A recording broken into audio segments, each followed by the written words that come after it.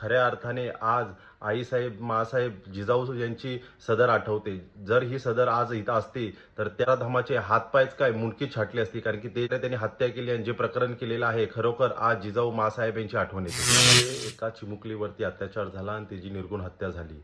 त्या हत्याचाराला फाशीच झाली पाहिजे. ह्याच्या अगोदर सुद्धा व्हिडिओ आम्ही बनवलेले आहेत, सर्वांनी खूप सारे व्हिडिओ बनवले आहेत. पण आपली लोक काय करत आहेत, आपली लोक त्याची जात शोधत आहेत. जात कोणत्या जातीचा आहे, कोणत्या धर्माचा आहे, तो बुद्धिस्ट निघालाच नाही.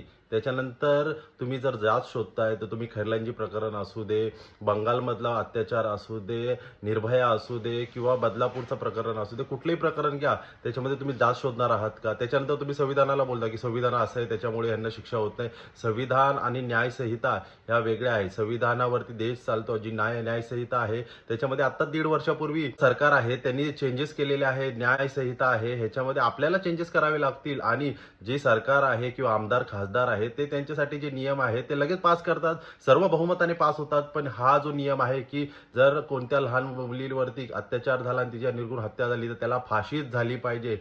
तुम्ही ह्या सर्व गोष्टींवरती फोकस करा की हा कायदा कसा बनेल आणि आपल्या सरकारला ह्याच्यावरती कायदा बनवण्यासाठी मजबूर करा, कारण की ह्या गोष्टी आता खूप घडत आहेत. आणि हे खरोखर एक खूप लहान मानसिकता आहे, कारण की भोरमध्ये जे प्रकरण झालेलं आहे तो माणूस त्याच्या अगोदर ह्या खूप साऱ्या गुन्ह्यांमध्ये ऑलरेडी त्याला खूप शिक्षा झाली होती. त्यांनी प्राण्यांना सुद्धा सोडलं नव्हतं, त्याच्या घरातल्या मुलीला सोडलं नव्हतं आणि त्यांनी त्यावरती शिक्षा भोगली होती. तरी सुद्धा गोष्टी करतील हे माहीत असताना सुद्धा पोलीस आणि तंत्रज्ञान आणि इतर आजूबाजूची लोक शांत कशी होती तेच आश्चर्याची गोष्ट आहे. आणि त्या मुलीला न्याय मिळालाच पाहिजे. सगळ्यांनी आवाज उठवा आणि जास्तीत जास्त या गोष्टी शेअर करा.